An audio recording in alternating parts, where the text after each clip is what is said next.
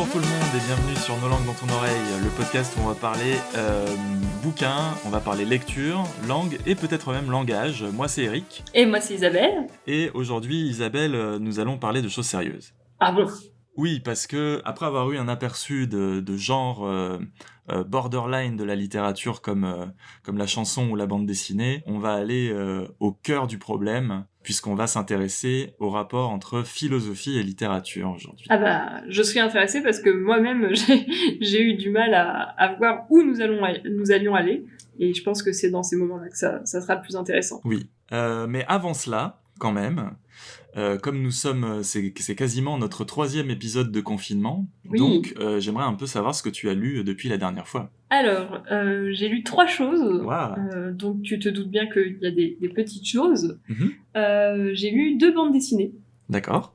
L'une, parce que vraiment elle est tombée sous mon nez, bon, vraiment littéralement, elle était sous mon nez sur la table du salon, donc je me suis dit, lisons-le. Ça s'appelle Entrer dans la danse, D'accord. par Richard Guérino, qui est une adaptation de Jean Telet, Okay. sur l'épidémie, c'est le cas de le dire, l'épidémie de danse de Strasbourg en 1518. En fait, il y a des gens qui se sont mis à danser. Ah. C'est une période très dure pour la ville. Il y a une invasion des Turcs qui arrive. Il y a la réforme protestante qui est en marche. Et il y a une famine dans le pays. Et les gens vont se mettre à danser, se mettre à danser sans s'arrêter, enfin jusqu'à la mort, vraiment sans pouvoir manger, déféquer, enfin vraiment voilà, une épidémie de danse. Et il y a eu un ouvrage d'historien à la base, John Waller, je crois. Et voilà. Et donc j'ai lu la BD. Et j'ai été très déçue. Enfin moi elle m'a pas ensorcelée. Elle m'a rien dit de plus que ce que le résumé que je viens de faire te dit. D'accord. En gros. Et en plus, ce qui m'a gênée, c'est... Alors, ce qui m'a gêné ici, parce que ça me gêne pas tout le temps, c'est un anachronisme. En fait, les personnages sont très grossiers. C'est censé se passer en 1518, mais c'est plein de ah merde, ah putain, mais pas employé comme on pourrait imaginer qu'ils soient employés dans. Enfin, bon, on pourrait imaginer le fils de la putain ou quelque chose comme ça, mais non, c'est vraiment employé comme interjection de manière très 21e siècle. Et moi, ça m'a gêné. Ouais. Voilà, donc je ne vais pas m'attarder davantage. Sachez que ça existe et que voilà, je trouvais que même évoquer l'épidémie de Strasbourg était intéressante. Suite à ton éloge de Riyad Satouf, j'avais aussi sous le nez les Cahiers d'Esther. Alors là, j'ai plus apprécié que Entrer dans la danse. Je trouvais que ça disait plus quelque chose et que justement c'était très en phase avec une époque. Et c'est peut-être ce qui m'a gênée. C'est-à-dire que, voilà, moi j'ai lu le premier tome qui sont les Cahiers d'Esther. Alors pour ceux qui ne connaîtraient pas, c'est Riyad Satouf qui met en BD ce que lui raconte une fille de ses amies qui s'appelle Esther, qui a donc 10-11 ans dans le premier tome. Et donc voilà, c'est là que ça rencontre ses limites. Bon, c'était amusant, mais est-ce que j'ai vraiment envie d'écouter une enfant de 11 ans me raconter sa vie sur mon temps libre? Bon, voilà, ça avait ses limites. Mais je l'ai lu avec plaisir quand même. C'était une lecture distrayante. Et d'ailleurs, je n'ai fait que ça, des lectures distrayantes, puisque la 3e chose que j'ai lue, c'était La fourmi rouge. D'accord. De Bernard Werber. Pas du tout. Émilie Châtillier, je crois. Je l'ai pas sous les yeux et je n'y mettrai pas ma main à couper. C'est très mal de ma part. Alors, c'est une amie qui me l'a offert. Quand j'ai commencé à lire, je me suis dit, c'est encore un de ces bouquins très en vogue actuellement. C'est il y a un côté Bridget Jones, tu vois. C'est une nana qui a 15 ans, qui a un ptosis, c'est-à-dire qui a un œil un peu fermé. Elle a un pote qui s'appelle Pierre Rachid et ils ont créé le club des nuls. Et c'est une langue un peu relâchée. Et puis je me suis laissée happer et j'avoue que c'était une bonne grosse lecture doudou. C'était très agréable à lire. Je l'ai lu en quelques jours. Ça donne envie de faire des biscuits. D'ailleurs, j'en ai fait aujourd'hui. C'est bien. Voilà, ça donne envie de faire des biscuits, ça fait rire, il y a des expressions Moi j'ai adoré, par exemple, elle parle d'un professeur qui met ses cheveux du tour sur sa calvitie et elle dit qu'il s'échine à rabattre la banlieue sur Paris. Et ça m'a fait, voilà, ce genre d'expression un peu truculente, moi ça m'a réjoui. Bon, c'est bien. C'est plutôt ça. As-tu des lectures qui t'ont fait rire en ces temps troublés? Oui, moi j'ai toujours pas fini, mais je suis en passe de finir la première moitié des Confessions de Rousseau. Et oui, c'est intéressant, mais ce que j'en retiens, c'est que j'aime bien, mais j'ai l'impression que j'aime pas bien enfin, que j'aime bien pour l'anecdote, on va dire, mais Oui. que je suis pas renversé par l'écriture, par le style ou quoi. Ça me donne envie d'en lire d'autres de Rousseau, plutôt. Je sais que les rêveries du promeneur solitaire sont connues pour être quasiment du poème en prose avant l'heure. Donc, il faudra que j'aille voir de ce côté-là pour être vraiment bluffé par la voix. Mais par contre, je suis fasciné par ce qu'il raconte, par la fenêtre que ça nous donne sur le XVIIIe siècle, vu dans son quotidien. Et par le personnage de Rousseau, où en fait, comme je le disais la fois d'avant, dans le caractère qu'il décrit, moi je reconnais des traits du mien, et du coup c'est marrant de voir comment lui aborde certaines choses, et puis aussi toutes les différences, bien sûr.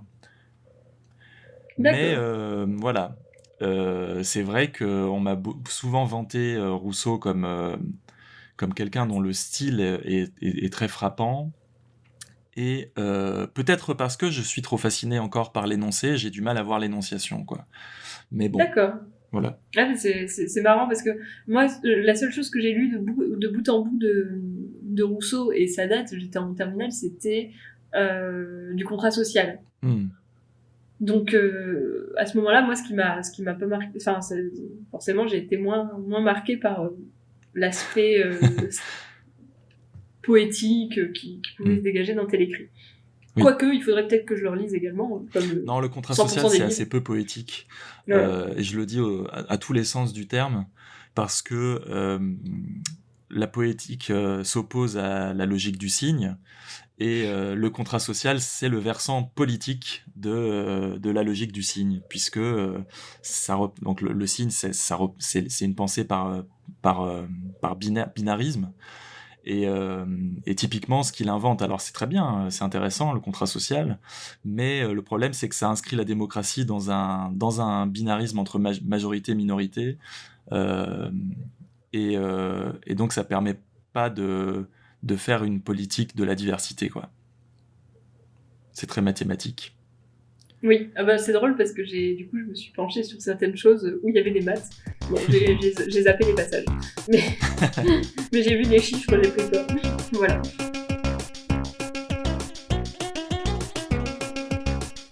Donc on s'est dit que pour commencer, pour entrer dans la danse de Strasbourg, on allait peut-être se pencher sur la façon dont on a, nous, découvert la philosophie. Oui. Et comme ça nous donnera un point d'entrée un peu comme pour poser la question de ce que c'est que la philosophie, quoi, en tant que texte. Donc Isabelle, bon, tu as fait une prépa, donc forcément tu as lu beaucoup de philo. Oui et non. Ouais. Moi, c'est avant cela. Moi, je me rappelle vraiment que à l'articulation de la troisième et de la seconde, il y avait beaucoup de gens qui me disaient moi je pense que plus tard quand tu seras au lycée et tout, la matière philosophie risque de t'intéresser.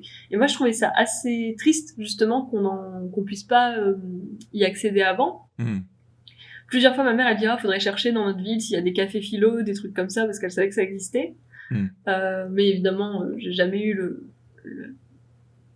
oui. Comment ? J'ai jamais fait la démarche vraiment de concrétiser ça. Tu avais fort à faire en lisant les romans de Claude Ponty. Voilà, les romans de Claude Ponty. Et justement, quand j'étais en première, j'ai eu une passion d'abord pour Gide et en terminale pour Sartre. D'accord. Mais du coup, ça m'a amené assez vite quand même en tout cas, m'intéresser à ce que pouvait être la philosophie, et ma mère avait des petits groupements de livres qui, je pense à l'époque, c'est manuel au lycée de philo, ce qui s'appelle Textes et documents philosophiques, une collection dirigée par Guy, je suppose, enfin G, ou Georges, ou Guy, enfin bref, G. Ou Guilhem. Ou Guilhem, ou Gonzague, ou Gontran, quand Guilhem. Ou Gurvan. Bon allez, on arrête avec les Bretons. En tout cas, voilà, elle avait des groupements de textes, et donc j'ai essayé de m'y plonger, ce que j'ai fait d'ailleurs pour préparer cet épisode, à savoir que c'est illisible. C'est absolument illisible pour une enfant de 15-16 ans, dans la mesure où c'est vraiment des groupements de textes sans explication, sans aucune présentation, sans appareil critique. Enfin, vraiment, c'est des textes bruts, et ça va de Platon à... je pense aux philosophes à la mode à l'époque, parce qu'il y a des noms dont j'ai jamais entendu parler. Otto Klinenberg, moi je ne connais pas. Mais voilà, c'est assez difficile d'y accéder. Après, c'est chouette parce que c'est plein de petits livres et c'est des regroupements thématiques. Et donc ça te permet très vite de balayer le regard d'une époque, enfin de l'Antiquité à 1950, on va dire, sur un thème. Donc maintenant que je les reparcours, j'y vois un intérêt dans ce type d'ouvrage. Mais c'est vrai que mon premier rapport à la philosophie, ça a vraiment été j'ai tenté et j'ai pas compris. Donc la première entrée, ça a été un hermétisme, et je regrette. Maintenant, je suis beaucoup une maison d'édition, je sais pas si tu connais, qui s'appelle Les Petits Platons, qui fait des livres pour enfants qui vulgarisent énormément une pensée philosophique. D'accord. Mais c'est vraiment pour les tout petits. Enfin, c'est dès 5-6 ans, je pense, que tu peux lire Les Petits Platons. Et t'as vraiment des ouvrages thématiques. T'as Nietzsche, t'as Descartes, mais pour les tout petits. Pour les nuls. Non, pas pour les nuls, pour les enfants. C'est vraiment. Je sais, mais... Bon. Ils font des peluches avec. Si tu veux une peluche Nietzsche, je rêve de trouver la peluche Nietzsche un de ces jours. Mon Dieu. Mon Dieu. Bon, ça peut être très bien fait, mais... Tout ce que tu aimes. L'auditoire comprendra d'ici 1 heure pourquoi tout ce que je pense par avance de la collection Les Petits Platons. Ah je me doute, hein. Mais moi j'aime bien. Je pense mais que peut-être que c'est bien fait, qui sait, mais bon. C'est vrai que maintenant que tu le dis, mon premier souvenir de la philosophie est aussi le souvenir d'un échec. Mais alors, j'avais même pas conscience que c'était censé être de la philosophie, parce que je devais être au collège, où je sais que... j'étais encore au collège, parce que j'habitais encore dans une maison. Et dans la bibliothèque de cette maison, on avait, donc, comme je l'ai déjà dit, beaucoup de livres de la bibliothèque verte, ou l'équivalent pour jeune ado qu'avaient lu mes sœurs. Et on avait, donc parmi les livres un peu sérieux, il y avait un livre qui s'appelait Grand penseur du XVIIIe siècle, ou un truc comme ça. Et je pense que je devais être en 4e, parce que ça devait être au moment où on commençait à voir ça en histoire. Moi, quand j'étais ado, j'étais fanat d'histoire, en fait. Moi, je me voyais historien. Et du coup, j'avais essayé de lire ce truc, et j'avais rien compris. Et pareil, c'était un espèce de florilège des grands textes de la pensée du XVIIIe siècle, tu vois. Et je n'avais rien compris. Donc ça m'était tombé des mains. Ah, tristesse. Tristesse, et en même temps c'est peut-être bien. Oui, qui sait. Après, bon, moi ce dont je voulais parler comme apprentissage aussi un peu déceptif de la philo, c'est du roman Le Monde de Sophie. Je ne connais pas. Alors tu connais pas, très bien, donc c'est que ça a eu vraiment une vie concentrée entre 1994 et 2001, quand je l'ai lu moi, parce que donc c'est un livre pareil qui a été beaucoup lu dans ma famille. Enfin, je pense notamment ma grande sœur, enfin l'aînée, et mon père l'ont lu à une certaine date. Et ça m'est resté, je l'ai pas lu à ce moment-là parce que je devais avoir 10-11 ans, mais je l'ai lu après, juste avant, en fait l'été avant la terminale.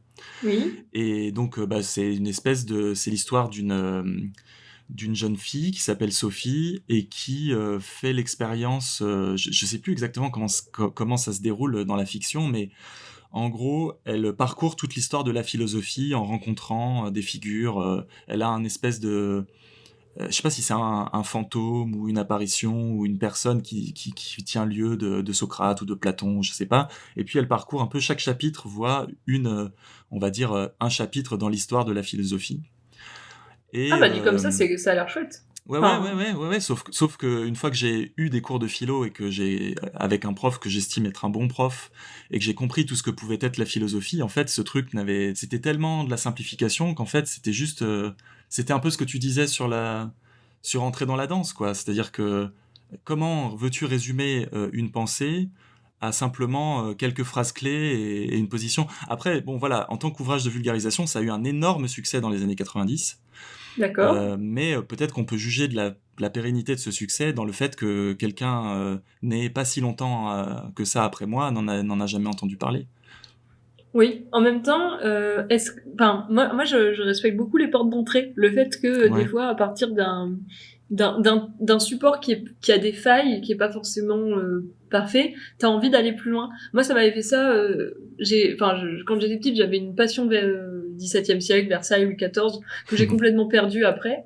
Ouais. Et alors au moment de la sortie de la série de Canal+ Versailles, qui est vraiment, historiquement c'est rigolo, hein.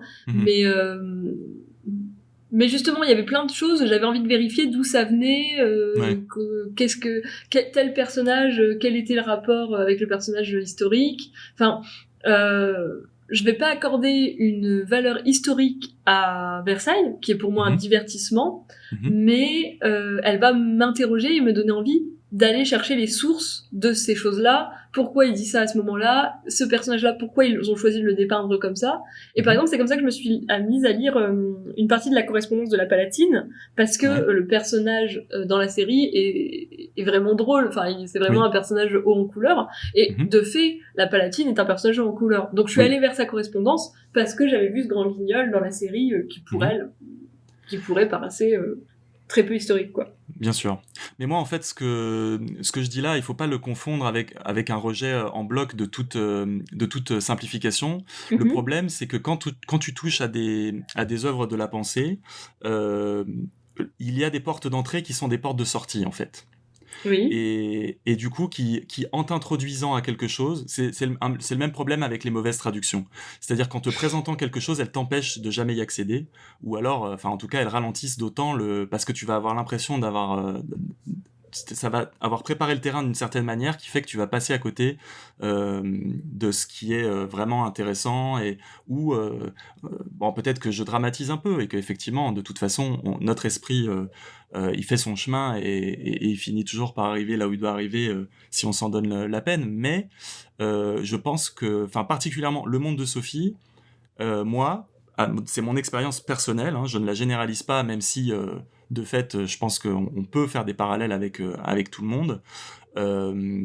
Ça m'a fait prendre du retard, je pense, dans ma conception de la philo. Je sais pas. J'ai après coup, mais vraiment juste quelques mois après. Hein, je l'ai lu au mois d'août et après j'ai commencé la philo en septembre. Je me suis dit que de temps perdu. Je me le suis pas dit comme ça vraiment à l'époque, mais alors que l'été d'après.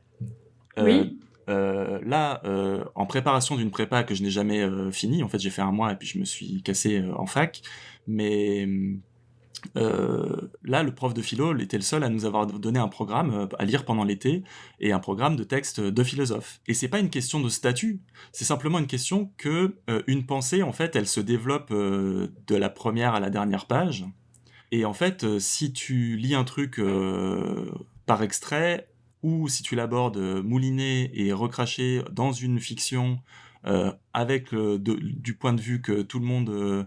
en fait, si tu prends de la philo et que tu en fais du sens commun, il y a de fortes chances que tu n'aies rien fait du tout. Et voilà, quelle différence quand j'ai commencé à lire de la vraie philo, là j'ai compris des trucs en fait. Et le monde de Sophie, j'avais juste appris des noms. Ceci dit, ça je suis d'accord, historiquement et culturellement, c'est déjà un travail de préparation qui fait que quand t'entends des noms, tu sais les situer, etc. Ça je n'enlève pas. Mais le problème est que dans le résumé, t'as souvent des bêtises qui sont dites, quoi. Alors c'est marrant que t'en parles, parce que c'était pas fait exprès, parce que c'est pas... Enfin, on n'a pas choisi... C'est plutôt toi qui avais choisi ce sujet, je crois, la philosophie. Et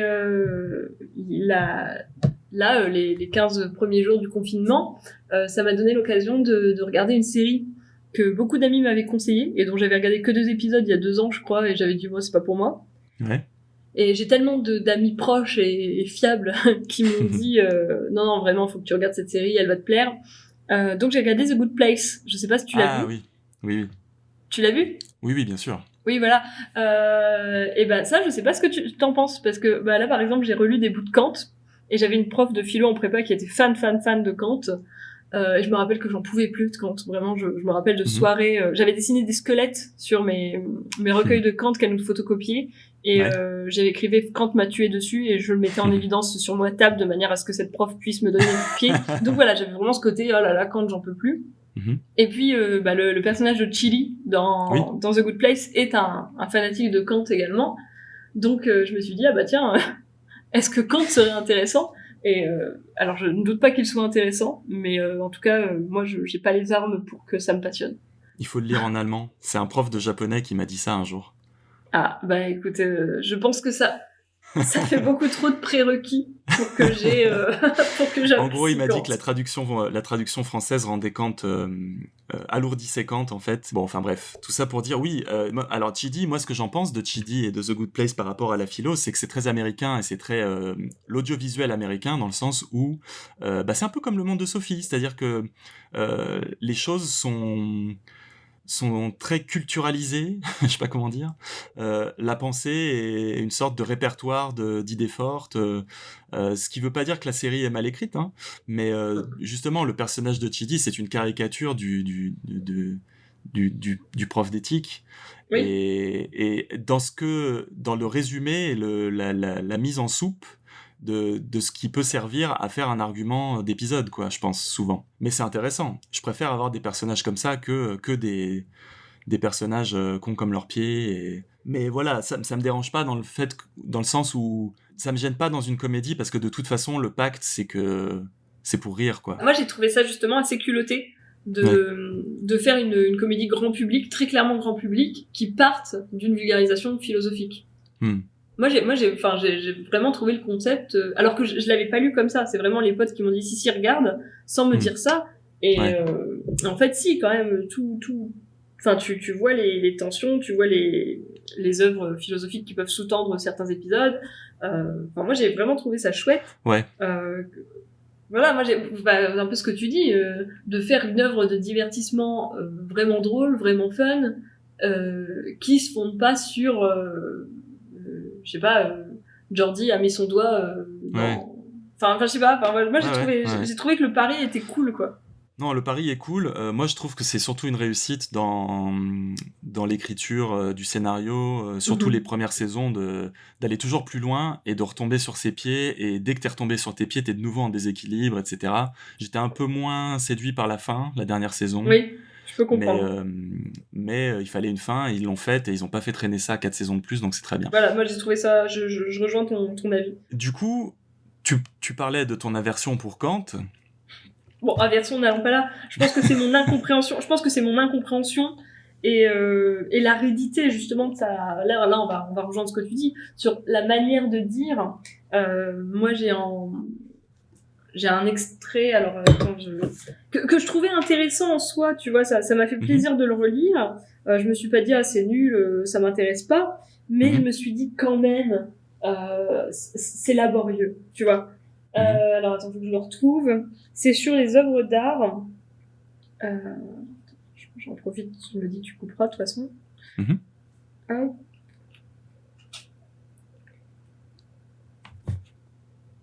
Alors c'est un extrait sur ce qu'est le génie en art. Et donc il dit, on voit par là, premièrement, que le génie est le talent de produire ce dont on ne saurait donner de règles déterminées, mais ce n'est pas l'aptitude à ce qui peut être appris d'après une règle quelconque. Donc, son premier caractère, c'est l'originalité. Ok. Deuxièmement, que ces productions, car l'absurde aussi peut être original, doivent en même temps être des modèles, c'est-à-dire exemplaires. Par suite, n'étant pas des œuvres d'imitation, elles doivent être proposées à l'imitation des autres, c'est-à-dire leur servir de mesure ou de règle critique. Troisièmement, que lui-même ne peut indiquer scientifiquement comment il réalise son œuvre, mais qu'il donne, en tant que nature, la règle.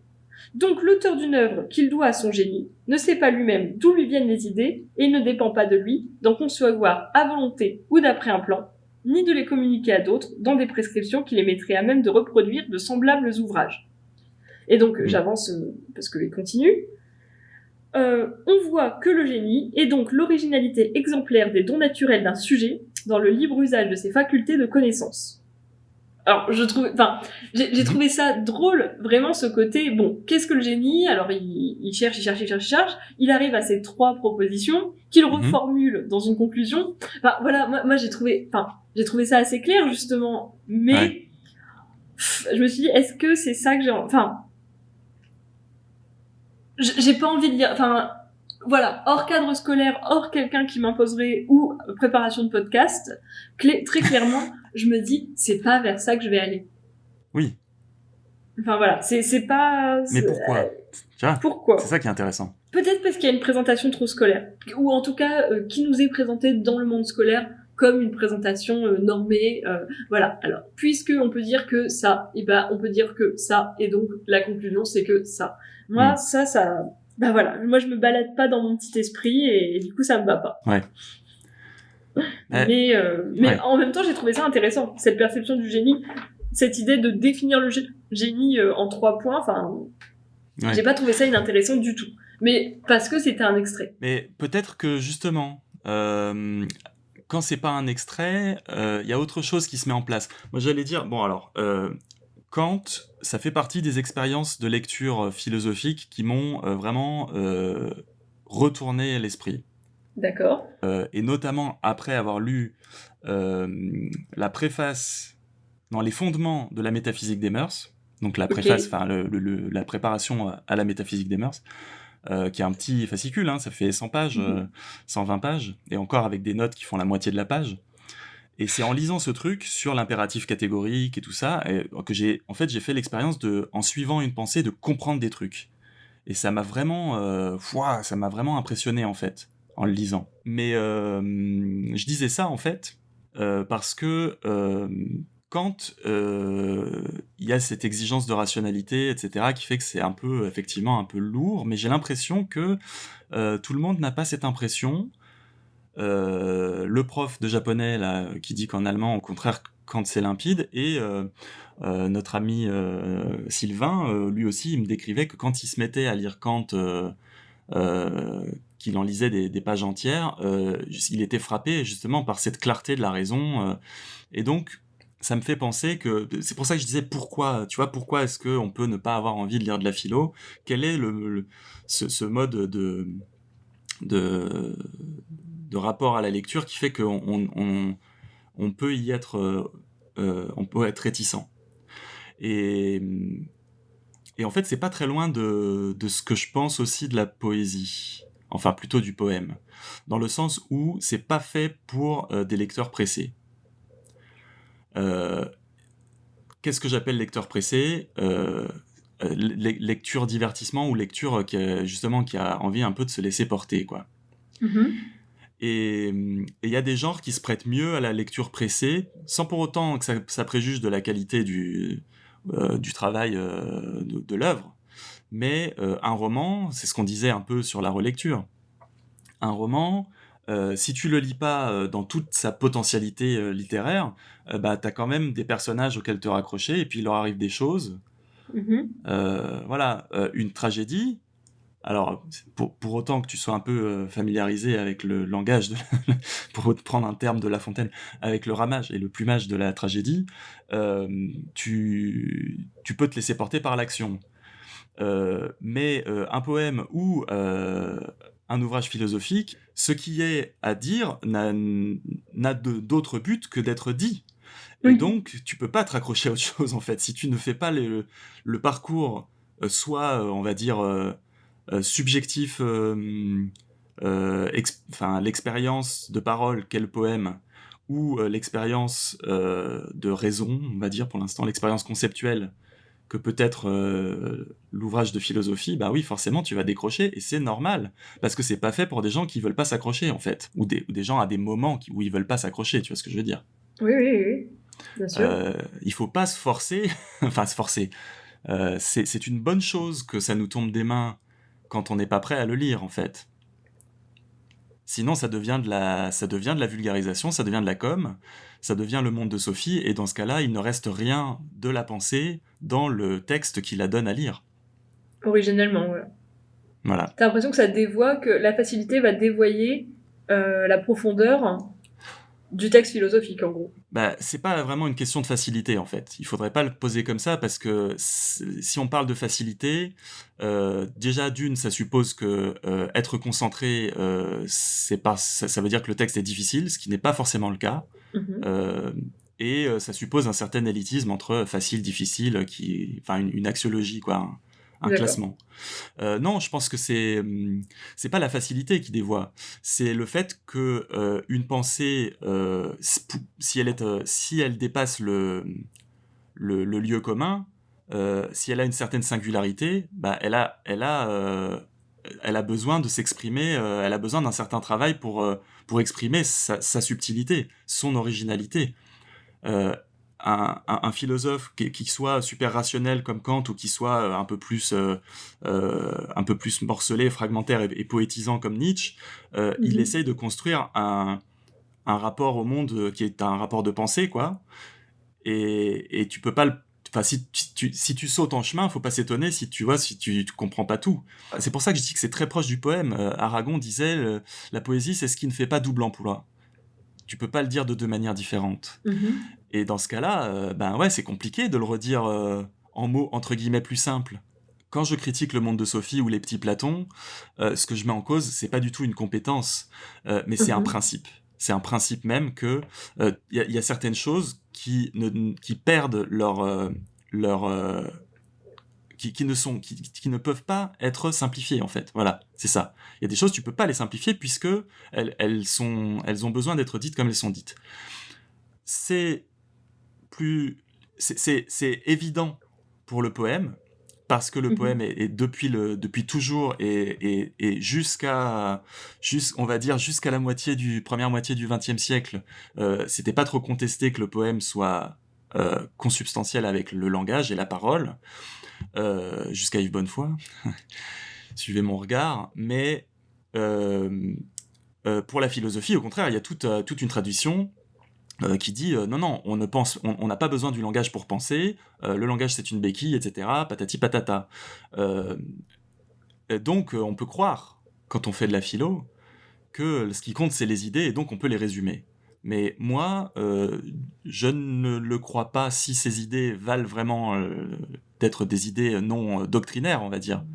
Si c'est vraiment une pensée en acte, c'est une pensée en parole. Et dans ce cas-là, bon, tu peux faire des résumés, mais il faut le faire... c'est d'autant plus difficile de faire un bon résumé. C'est pas facile, tu vois. Bah, je pense pas que ce soit facile, mais là, je vais pas être pas d'accord avec toi. Vas-y. Moi, j'ai justement l'impression que pour accéder à certaines œuvres, j'ai besoin au préalable qu'on me donne des clés de lecture qui vont être peut-être des explications, qui vont être une forme de vulgarisation. Et moi, j'ai besoin de de cette flèche qui m'indique où regarder, comment regarder. Alors c'est peut-être un défaut et c'est peut-être quelque chose, c'est peut-être un biais qui va déformer ma lecture. Mais si j'ai une œuvre un peu exigeante, si j'ai une œuvre qui va m'apporter des idées qui justement ne sont, enfin plutôt, je vais prendre à l'inverse. Si c'est des idées auxquelles je ne suis pas familiarisée, j'ai l'impression d'avoir besoin d'une béquille qui va être le regard de quelqu'un d'autre et qui vont être ses explications. Toujours pareil, ça va être difficile de parler de philosophie sans parler. Toi, tu passes par la philosophie. C'est tout bête, mais moi là actuellement, je continue ma lecture aussi des nouvelles de Virginia Woolf. D'ailleurs, j'ai commencé à essayer de regarder Vita Sackville et Vita Virginia. C'était perturbant de temps. On a regardé 10 minutes, on a arrêté. Mais bon, du coup, je continue de lire les nouvelles et la fin de ces nouvelles comporte une entrée, un choix de traduction et un résumé de la nouvelle en 2-3 lignes. Et des fois, moi, ça me permet de vraiment poser mon regard sur sur ce qui s'y passe. Moi, j'adore l'ambiance dans laquelle peut me mettre Virginia Woolf, dans ce flot de pensée, mais des fois, c'est un peu, où suis-je? Que se passe-t-il? Et une fois que j'ai ce cadre-là, je vais d'autant plus m'installer, je vais d'autant plus suivre la pensée qui se déroule sous mes yeux que on m'a posé un cadre initial. Par exemple, il y a une nouvelle que j'avais eu beaucoup de mal à la lire parce que je fais toujours cette double lecture. C'est pour ça que je mets très longtemps à lire ce recueil. C'est que je lis la nouvelle, je vais lire le petit appendice à la fin et je reviens et je la relis. Donc, d'accord. Pour voir ce que ça change. Et il y a une nouvelle. On se demande pourquoi t'en as pas parlé la semaine dernière, enfin la fois dernière. Sur les que veux-tu. Mais c'est toujours ça, hein. Là, en lisant des trucs de philo, j'ai retrouvé des trucs sur le goût, j'ai retrouvé des trucs sur les conditions de lecture. Bien sûr. C'est assez terrible. Mais voilà, donc il y a une nouvelle, alors je ne sais plus laquelle c'est, je sais plus le nom, mais c'est une nouvelle où en gros, il y a une jeune femme qui se repose dans un pré, qui entend des cloches et des enfants revenir de l'école. Et je n'avais pas capté que ce qu'on lisait, c'était la même nouvelle réécrite plusieurs fois. D'accord. En fait, la nouvelle, c'est une scène que Virginia Woolf va raconter de 3 manières différentes, avec des points de vue différents. Et ça, je l'avais pas saisi. Et c'est juste à la fin, c'est ici dans cette nouvelle, Virginia Woolf nous montre 3 phénomènes, la chute d'une pomme, le retour d'enfants de l'école et le son d'une cloche, de 3 points de vue différents. Et je l'avais pas capté. Moi, j'avais l'impression que c'était 3 épisodes successifs. Ouais. Alors, c'est sûrement un défaut de ma lecture. J'aurais dû reconnaître que ce son de cloche, en fait, c'était le même de 3 angles, alors que moi, j'avais juste l'impression qu'il y avait 3 sons de cloche à 3 moments différents. Enfin, voilà. Je sais pas si... Enfin, c'est une lecture possible, évidemment, mais je sais pas si c'est nécessaire de postuler qu'il y a une... Enfin, je sais bien que c'est pas ce que tu dis, mais une bonne lecture et une mauvaise lecture. En même temps, c'est difficile de dire qu'on s'en fout du sens littéral. Oui. Mais moi, ça me choquerait pas qu'une lecture ignore ce qui a l'air d'être le plus évident. Ça veut simplement dire que tu as fait attention à d'autres choses, etc. Mais tu vois, si on rapporte ça à la philosophie, c'est encore différent, parce que disons que j'ai une certaine méfiance pour les préfaciers, comme j'en ai une pour les traducteurs, pour d'autres raisons, mais qui se rejoignent. Et là, pour le coup, contrairement à la simplification, où c'est un problème de principe, je pense, où en fait, il faut voir comment cette simplification se fait. Oui. Mais le principe même de la simplification me paraît quand même extrêmement périlleux en philosophie. Moi, ce que je me pose comme question, c'est que comment tu arrives au texte qui sont, quoi qu'on en dise, quand même des textes exigeants. Comme tu dis, on est passé par un échec, par une tentative de lecture de textes exigeants, alors qu'on n'avait pas les armes pour le faire. Comment tu fais une vulgarisation qui soit efficace, qui soit accessible, qui ne trahisse pas ce qu'elle introduit? Tu n'en fais pas. Qui n'en fait pas, je reviens sur ce que tu dis. Moi, je pense pas que nos échecs soient dus à une difficulté du texte.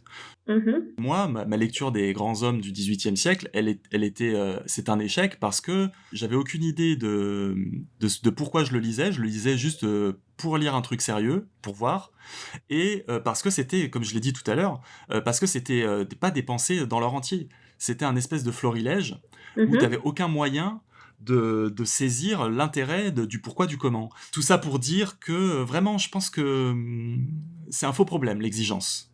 Il faut pas qu'on se laisse bercer par ça, parce que je pense que c'est quelque chose, c'est moins difficile que ce qu'on croit, en fait, la philo.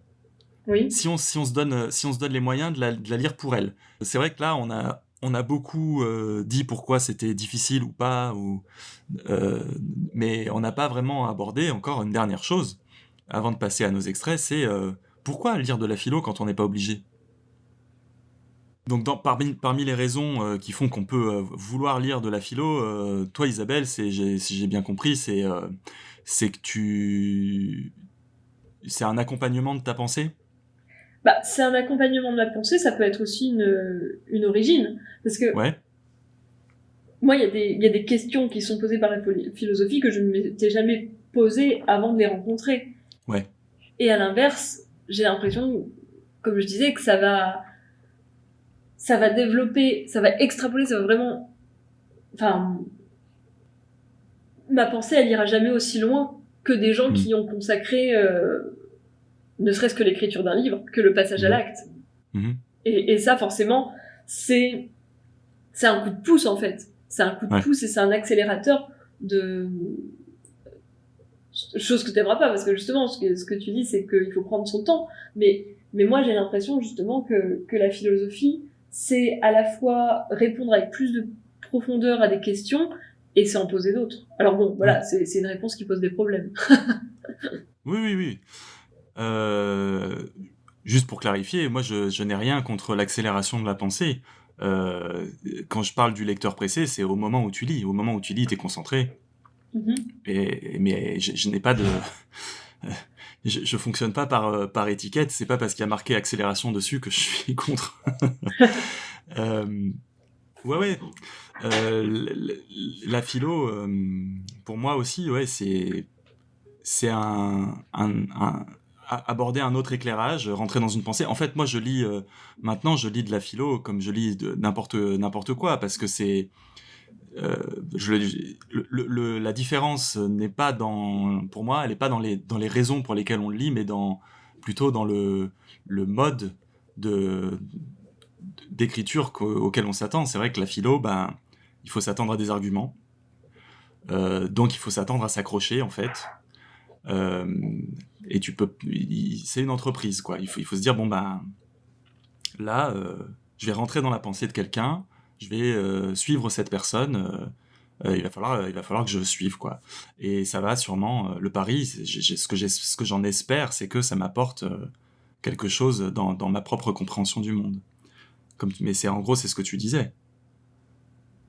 Donc on est d'accord là-dessus. Non, il n'y a pas de bonus caché de la philo, non, ça fait pas pousser les cheveux pour les chauves. Ça permet pas d'éviter de rabattre la banlieue sur Paris. Voilà, comme ça la boucle est bouclée et on va pouvoir passer à un petit peu de concret.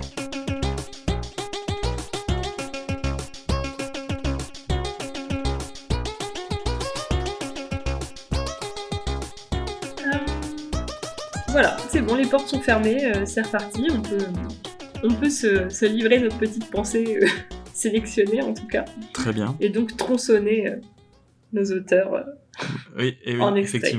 Effectivement. Donc, tronçonnons joyeusement. Tronçonnons joyeusement. Est-ce que tu veux que je commence ? Je veux bien, si tu veux, c'est parti. Très bien. Je retire simplement le premier mot. D'accord.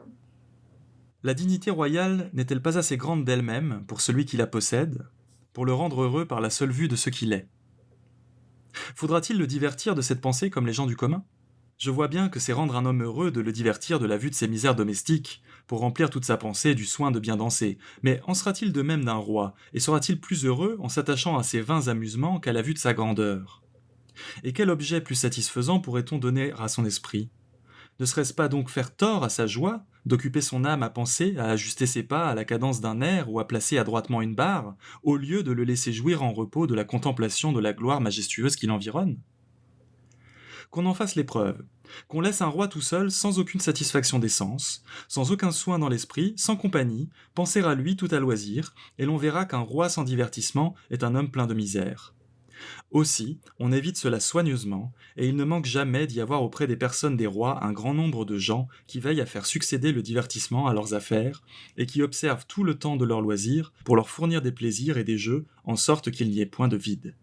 C'est-à-dire qu'ils sont environnés de personnes qui ont un soin merveilleux de prendre garde que le roi ne soit seul et en état de penser à soi, sachant bien qu'il sera misérable, tout roi qu'il est, s'il y pense. Eh bien, je peux te dire que c'est Pascal ? Bien sûr. Ça tombe bien, parce que je l'ai écarté, mais j'ai failli te le proposer. Donc c'est pour ça que je n'hésite pas, parce que oui, j'ai hésité à mettre du Pascal dans mon petit menu. Très bien. Tu en mets parce que tu aimes bien ? Comment ? Est-ce que tu... Non, mais je connais peu. On m'a... Alors là, tu vois, je trouve qu'on fait souvent l'éloge de nos professeurs. là je ne le citerai pas parce que pour le coup c'était un mauvais professeur, vraiment. J'ai eu les pensées de Pascal, enfin en extrait des pensées de Pascal au bac, lorsque j'ai passé le bac, et j'ai eu un professeur de littérature, donc c'était la première année qu'il faisait les terminales. Il était clairement pas armé, c'était clairement pas un bon professeur de littérature de manière générale. Et il nous a très clairement dit bon bah ça, il nous a mis un sujet de disserte au tableau, il a dit ceux qui veulent le faire le font, les autres si ça tombe sur Pascal le jour du bac vous prendrez autre chose, et il nous a quasiment pas fait cours dessus. D'accord. Et je pense que c'était particulièrement le livre sur lequel on avait besoin de cours. Et du coup on n'a pas expliqué Pascal, je n'ai pas eu de porte d'entrée, j'y suis jamais revenue. Et là récemment justement je l'ai refeuilleté parce que la personne avec qui je papote actuellement m'a dit qu'elle avait adoré. Et d'ailleurs son volume, parce que du coup j'ai pas écouté mes livres, je me suis dit justement Pascal j'ai pas besoin de l'emmener, et je me rends compte que son volume est physiquement beaucoup plus usé que le mien. Voilà, donc je pense qu'il faudrait que je m'y replonge.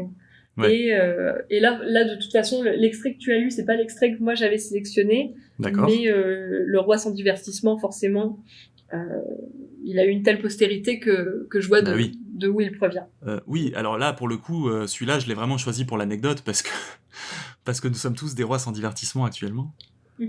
Et oui, ce que tu dis sur l'enseignement, ça me fait penser un petit peu à notre discussion de tout à l'heure. Et je pensais simplement au fait que la meilleure porte d'entrée, selon moi, c'est quelqu'un qui te fait lire l'œuvre. Pas qui se substitue. C'est ça le critère, en fait, pour moi. C'est ça qui fera que les petits Platons, c'est bien ou pas. Les petits Platons, c'est bien si ça te fait lire l'œuvre que ça résume. Et je pense à ça notamment parce que, un bon prof par rapport à une œuvre philosophique, c'est quelqu'un qui va accompagner ta lecture dedans, mais qui ne la remplace pas. Oui. Il y a une invitation et pas une substitution. Voilà. Ok. Donc, c'est à moi de choisir un petit extrait. Oui. Alors, que choisir en premier ? Alors, c'est une traduction. Hein. D'accord. Ce concombre est amer, jette-le. Il y a des ronces sur ton chemin, évite-les. Cela suffit. N'ajoute pas « Pourquoi donc ces choses-là existent-elles dans le monde ?» Tu prêterais à rire à l'homme qui fait son étude de la nature, comme tu prêterais à rire aux menuisiers et aux cordonniers si tu leur faisais reproche de ce que tu vois dans leur atelier, des copeaux et des rognures, déchets des matières qu'ils travaillent. Encore ces artisans ont-ils où jeter ces déchets ? Au contraire, la nature universelle ne dispose d'aucun réduit en dehors d'elle. Mais la merveille de son industrie, c'est que, s'étant tracée elle-même ses limites, tout ce qui en elle semble se gâter, vieillir, devenir inutile, elle le fait rentrer en elle-même en le transformant, et elle crée, de ses résidus mêmes, d'autres êtres tout neufs. Elle n'a pas besoin de matériaux étrangers, et elle se passe d'un coin où jeter ses pourritures. Elle se contente donc de la place qui est la sienne, des matériaux qui sont siens, et de l'industrie qui lui est propre. Alors, c'est une pensée stoïcienne. Oui. Et ce concombre est amer, je sais pas si c'est avec toi que j'en ai parlé, ou avec quelqu'un comme Sylvain, ou quelqu'un dans... Mais je sais que c'est Marc Aurèle. Oui, c'est avec moi, je l'ai tatoué sur la cuisse. Voilà. Dès que j'ai entendu ce concombre est amer, j'ai su. Donc, T-A, plus loin, M-E-R-E. Voilà, c'était pas se concombrer ta génitrice, ce qui serait perturbant. Mais voilà, ce concombre. Alors, c'est une traduction du grec. Moi, je l'ai en latin, Cucumis amarus mite, qui est la traduction latine du texte grec. Donc voilà, moi je l'ai lu en latin parce que moi je préfère le texte en latin. Je le trouve beaucoup plus. Tu vois, quand tu parles du langage, je ne lis pas le grec, donc je ne sais pas quel est le phrasé grec originel. Mais moi j'aime beaucoup la formulation latine qui est toujours Cucumis amarus mite vepres in via declina. Donc il y a vraiment une proposition et ensuite le verbe, l'ordre, l'impératif derrière de face à une pensée qui te dérange, comment agir, miter, déclina. J'aime vraiment beaucoup cette opposition entre le problème, la solution. Voilà. Ouais.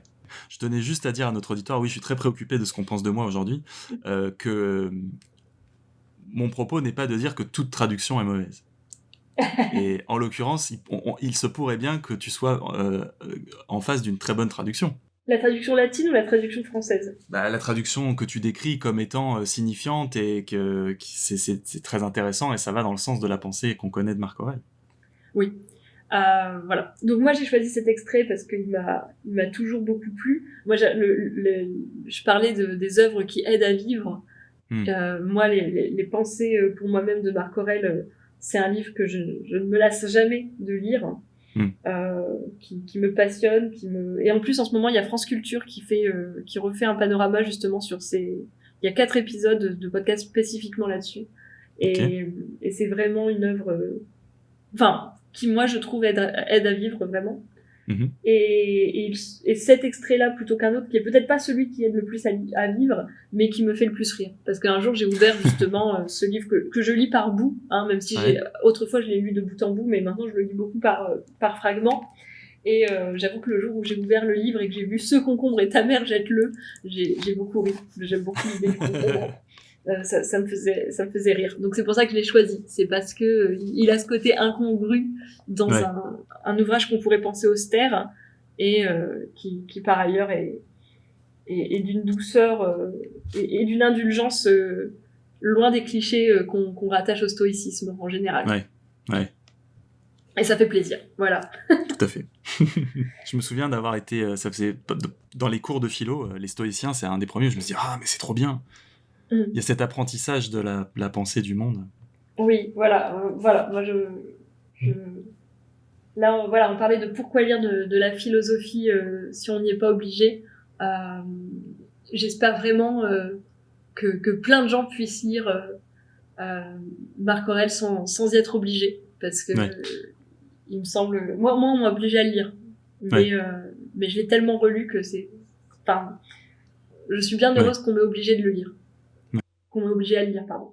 Donc à toi. Alors, il va falloir s'accrocher un petit peu. Se concentrer. Vas-y, allez. C'est pas pour le lecteur pressé. Concentre-nous. Je donne juste pour le contexte, on est en train de parler du paradoxe de Zénon. D'accord. De la flèche d'Achille qui ne rattrapera jamais, enfin tu vois, le truc, qu'on divise à l'infini.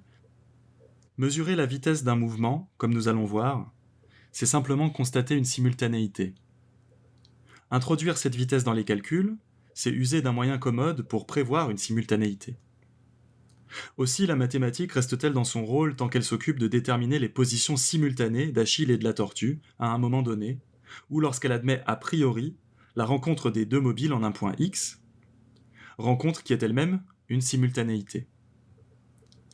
Mais elle dépasse ce rôle quand elle prétend reconstituer ce qui a lieu dans l'intervalle de deux simultanéités, ou du moins, elle est fatalement amenée, même alors, à considérer des simultanéités encore, des simultanéités nouvelles, dont le nombre indéfiniment croissant devrait l'avertir qu'on ne fait pas du mouvement avec des immobilités, ni du temps avec de l'espace.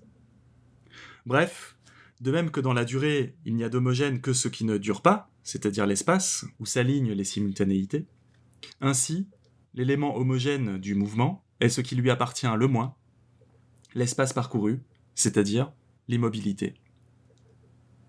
Or, précisément, pour cette raison, la science ne perd sur le temps et le mouvement qu'à la condition d'en éliminer d'abord l'élément essentiel et qualitatif, du temps la durée, et du mouvement la mobilité. Voilà, j'arrête là. D'accord. Je pense savoir. Ok. Non pas... tout simplement parce que tu me parles de mesurer la vitesse d'un mouvement. Je t'avoue que justement là tu parlais de prendre son temps et ta lecture ne me suffit pas à comprendre intégralement ce que dit le texte. Ok, si tu veux je le refais. Non, je pense qu'il faudrait vraiment que je lise moi-même ce texte pour en saisir les articulations logiques. Mais justement, le thème, la manière dont c'est écrit, pour moi, c'est du Bergson. Oui. Et c'est... La manière dont c'est écrit, c'est-à-dire moi, vraiment, ce côté, il y avait cette histoire, rencontre de deux points, enfin, de deux objets en un point X, l'idée de simultanéité qui revient tout le temps. Voilà, vraiment ce côté, prenons un point de mobile. Enfin, plusieurs fois, il revient sur des objets, des mobiles, des simultanéités. Il est dans un dialogue constant avec les sciences de son temps. Hein. Voilà, et puis vraiment, c'est ce rapport au temps, à la simultanéité. C'est ça, c'est Bergson. Ah oui, c'est Bergson, oui, c'est j'ai envie de dire le premier et le seul qu'on peut lire sans problème. L'essai sur les données immédiates de la conscience. Moi, je l'ai pas lu. Moi, j'ai lu Le Rire.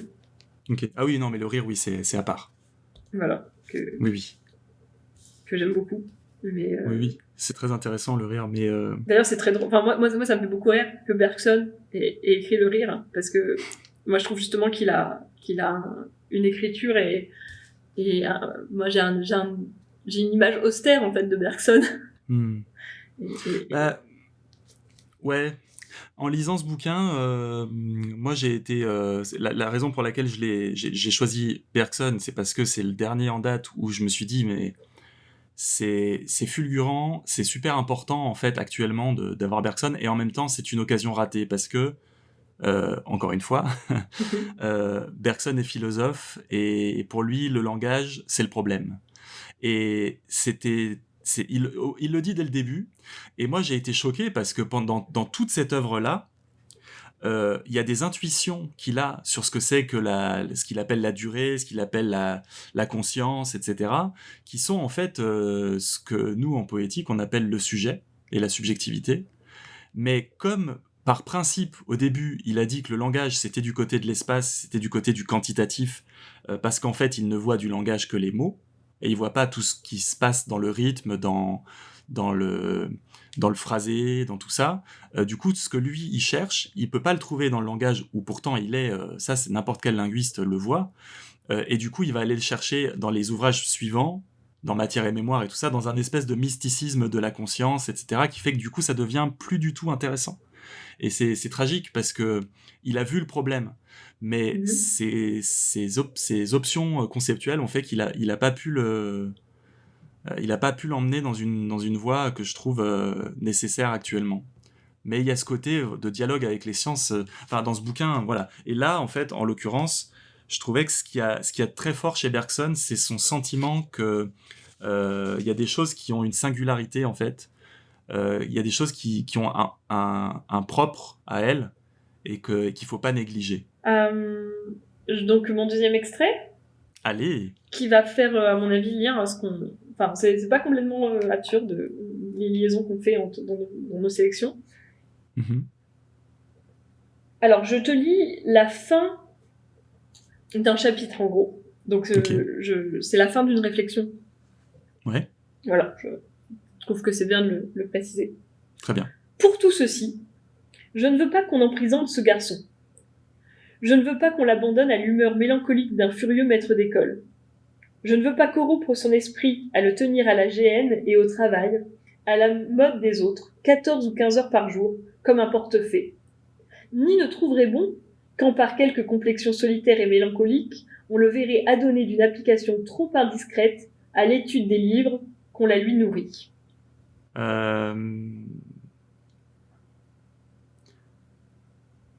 Donc c'est quelqu'un qui se préoccupe d'éducation.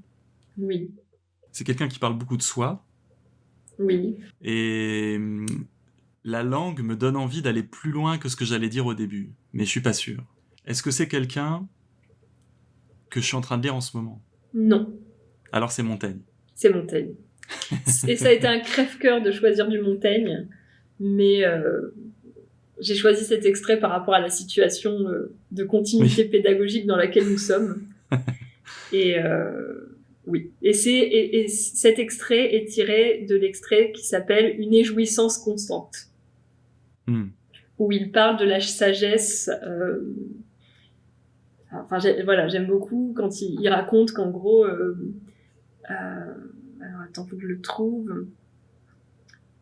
Il parle de la sagesse. Hein. Elle a pour son but la vertu qui n'est pas, comme dit l'école, plantée à la tête d'un mont coupé, raboteux inaccessible. Ceux qui l'ont approchée la tiennent au rebours, logée dans une belle plaine fertile et florissante, d'où elle voit bien sous soi toutes choses. Mais si on peut y arriver, qui en sait l'adresse, par des routes ombrageuses, gazonnées et doux fleurantes, plaisamment, et d'une pente facile et polie, comme est celle des voûtes célestes. Et c'est tout un texte sur la joie oui, la joie d'apprendre, la joie de savoir, qui justement ne lui semble pas austère. Et voilà. Ouais. Donc oui, c'est Montaigne, et j'avais envie de citer tout Montaigne. Voilà. C'est marrant parce que quand les gens parlent de Montaigne comme d'un philosophe, moi je le vois vraiment pas, quoi. Bah, je pense que c'est parce qu'on nous le présente comme un philosophe. Ouais. Mais bah si, c'est quand même. Ouais, non mais tu vois, pour moi il y a de la réflexion, tout ce qu'on veut, mais je le vois vraiment pas comme un philosophe. Mais là je parle vraiment de mon impression, j'ai pas d'argument, c'est un ressenti en fait. Non, moi je le vois comme un philosophe dans la mesure où justement il y a une pensée qui se développe et il y a des questions. Moi je disais justement dans cette présentation, il rapproche deux extraits, tout un truc où il dit que pour mieux vivre, en gros, il faut se rappeler tout le temps qu'on va mourir. Et à la fin des essais, t'as un autre extrait où il dit que finalement, ce qui gâche la vie, c'est de penser qu'on va mourir et qu'il vaut mieux l'oublier. Et du coup, voilà, pour moi, cette évolution de la pensée, elle se rapproche justement de la philosophie. Oui. Une philosophie, justement, très à l'ancienne, quoi. À l'antique. Voilà, une pensée qui avance. Voilà. Bon, donc je t'écoute dans l'avancée de ta pensée, donc. Alors attends, faut que je prenne la feuille. Je l'ai recopié parce que honte sur moi, j'ai dû me débarrasser de ce livre à une époque que je ne sais pas, ou alors je l'ai perdu dans un déménagement. Bien. Le bon sens. Isabelle. Le bon sens, oui. Le bon sens est la chose du monde la mieux partagée. Car chacun pense en être si bien pourvu que ceux-mêmes qui sont les plus difficiles à contenter en toute autre chose n'ont point coutume d'en désirer plus qu'ils en ont. En quoi il n'est pas vraisemblable que tous se trompent, mais plutôt cela témoigne que la puissance de bien juger et distinguer le vrai d'avec le faux, qui est proprement ce qu'on nomme le bon sens ou la raison, est naturellement égale en tous les hommes. Et ainsi que la diversité de nos opinions ne vient pas de ce que les uns sont plus raisonnables que les autres, mais seulement de ce que nous conduisons nos pensées par diverses voies et ne considérons pas les mêmes choses. Car ce n'est pas assez d'avoir l'esprit bon, mais le principal est de l'appliquer bien. Les plus grandes âmes sont capables des plus grands vices aussi bien que des plus grandes vertus. Et ceux qui ne marchent que lentement peuvent avancer beaucoup davantage s'ils suivent toujours le droit chemin que ne font ceux qui courent et qui s'en éloignent. Alors, c'est Descartes. C'est Descartes. Forcément. Pourquoi ? Toujours pareil, on parlait de ce qui nous amène à lire de la philosophie, et de fait, moi, si j'ai lu Descartes, c'est parce que j'ai lu Molière, et parce que Sganarelle dévoie la pensée de Descartes en disant qu'en gros, il est bien malin, et finalement, ça m'a quand même permis d'accéder au texte d'origine. Ouais, moi je pense pas que ça soit tant un dévoiement que ça en fait, parce que chez Descartes il y a vraiment cette idée qui est un peu révolutionnaire à son époque, qui est de dire que, tout le monde peut penser, tu vois, c'est pas la pensée n'est pas le privilège d'une élite en fait. Et je trouve qu'il justement là c'est en fait donc plus précisément oui c'est Descartes, c'est le premier paragraphe vrai, parce qu'il y a un prologue mais d'un autre paragraphe, mais c'est le tout début du discours de la méthode, et il commence le discours de la méthode en disant toi lecteur, je ne vaux pas mieux que toi. Et d'ailleurs, c'est cette mise en avant d'ailleurs de son jeu. Un peu plus loin, il dit que ce qu'il donne à lire, c'est pas du tout un traité, c'est comme une autobiographie un peu. Et c'est une philosophie de l'exemplarité, c'est-à-dire que je vous raconte ce qui m'est arrivé et peut-être que vous vous y retrouverez. Et ça, c'est incroyable, quoi. Et il le dit un peu avec malice en disant comme une voilà. Il part de cette idée, ce paradoxe que tout le monde a l'impression d'en avoir, personne n'a envie d'être plus malin que ce qu'il est, et donc tu vois, il y a un jeu avec l'argumentation logique et qui se retourne en attaque contre la pensée scolastique. Il dit non, il n'y a pas des gens qui pensent, qui sont en eux-mêmes plus raisonnables que les autres, qui sont plus malins, qui sont plus cons. C'est juste que faut savoir se servir de sa pensée, quoi. Et tout le monde peut le faire, quoi. C'est ça. C'est pour ça que Ganarelle qui dit qu'il est bien malin, oui, c'est par un jeu de Molière, et c'est du comique, mais je pense pas que ça soit vraiment dévoyé Descartes. Oui, non, mais le fait est que spontanément, si t'as envie de connaître la pensée de Descartes, tu te tournes pas vers Ganarelle spontanément. Ah oui, ça c'est autre chose, oui. Oui, effectivement. Et donc j'aborde mon 3e extrait, qui va changer un peu d'ambiance. Allez, j'y vais. Vous n'avez jamais commis de crime ? Imagine donc que vous allez en commettre un. Choisissez la victime. Attardez-vous sur les motifs. Tentez de ressentir votre peur avant et après l'assassinat. Demandez-vous si vous auriez des remords, etc. À la fin de l'exercice, vous aurez certainement appris quelque chose sur vous-même. Certes, vous ignorerez toujours la vraie manière dont vous tueriez. Et d'ailleurs, vous ne tuerez jamais. Car si vous ne l'avez pas déjà fait, c'est que vous n'avez pas la vocation. Mais vous aurez exploré certains sentiments que vous avez tendance à vous cacher, et en repassant votre récit dans votre tête, vous pourrez découvrir les vrais soucis, les vrais désirs qu'il révèle.